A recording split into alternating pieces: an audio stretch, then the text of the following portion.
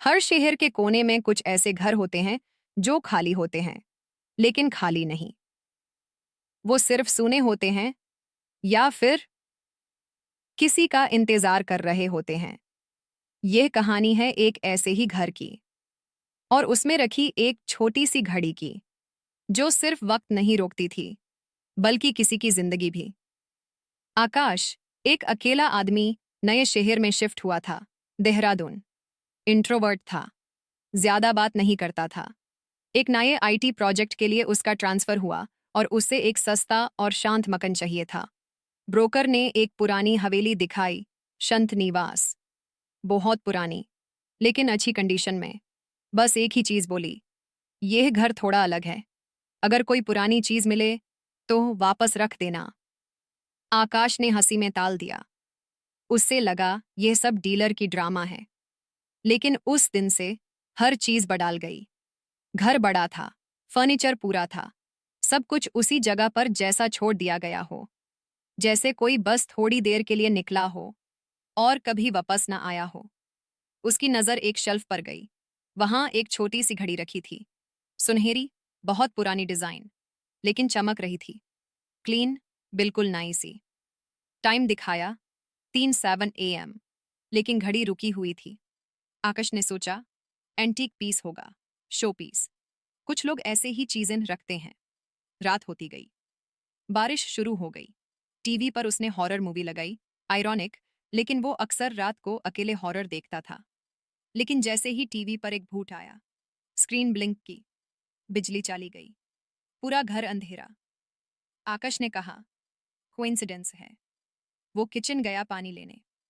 वापस आया तो देखा, शेल्फ खाली थी, घड़ी गायब थी।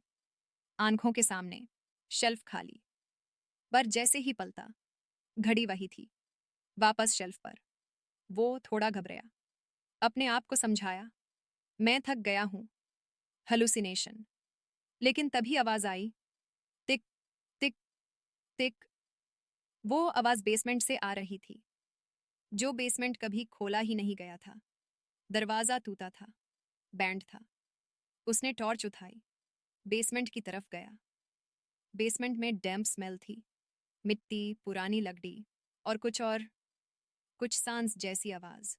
एक कोने में बड़ा सा ट्रंक था। आकाश ने ट्रंक खोला। अंदर कुछ नहीं था, सिर्फ एक पुराना फोटो फ्रेम। एक छोटी सी लड़की सेफ्ट फ्रॉक में, आंखों में अजीब सी शांति, या शायद गुस्सा। नीचे लिखा था, मुझे वापस घर ले चलो। तभी पीछे से आवाज आई, एक हंसी, हल्की, छोटी बच्ची की हंसी। टॉर्च हिल गई। उसने फोटो के पीछे देखा। एक पुराना नोट लिखा था, वक्त को मत चिढ़ना, घड़ी रुकती है तो कुछ जगता है। आकाश ने ट्रंक बैंड किया, भाग कर ऊपर आया। घड़ी फिर से शेल्फ पर थी, और अब घड़ी चल रही थी, लेकिन टाइम वही था, 3:09। घड़ी कंटिन्यूअसली चल रही थी, लेकिन सेकंड हैंड फिर वापस वही आती, जैसे कोई चक्कर काट रहा हो। उसने अपने बेडरूम के मिरर में देखा। एक परछाई थी उसके पीछे, पर जैसे ही पलटा, कोई नहीं था। उस रात नींद नहीं आई, लेकिन सुबह सब नॉर्मल था। घड़ी बैंड थी, टाइम वही, 3:07। अगले दिन उसने एक एंटीक कलेक्टर से बात की। कलेक्टर ने कहा, इस टाइप की घड़ियां कभी कभी टाइम कर्स्ड होती हैं, जिन्हें किसी स्पेसिफिक वक्त पे रोका गया हो, किसी घटना के समय। आकाश ने थोड़ा रिसर्च किया। 1903 में जिस जज का ये घर था, उसकी छोटी बेटी नैना थी। वो एक रात बिना वजह घर के अंदर ही खो गई, बस गायब। और जब लास्ट बार उसे देखा गया था, तो उसके हाथ में एक छोटी सी सुनहरी घड़ी थी। टाइम था 3:07 AM। लोगों ने कहा, जज पागल हो गया। पूरा घर बैंड हो गया। तब से किसी ने नहीं खरीदा। आकाश अब डर रहा था, पर उसमें क्यूरियोसिटी भी थी। उस रात उसने घड़ी उठाई, और पहली बार उसने घड़ी का टाइम आगे बढ़ाने की कोशिश की।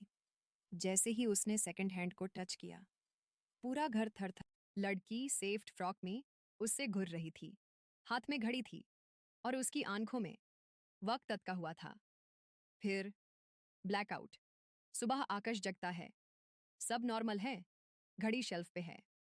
टाइम 3:07 पर इस बार घड़ी चल रही है और आकाश वहीं रुका है। लोग कहते हैं घर अब भी खाली है, पर रात के 3:07 बजे घड़ी चलती है और कभी कभी कोई आदमी उस खिड़की से बाहर देख रहा होता है, जैसे कह रहा हो, अब मैं अकेला नहीं हूं।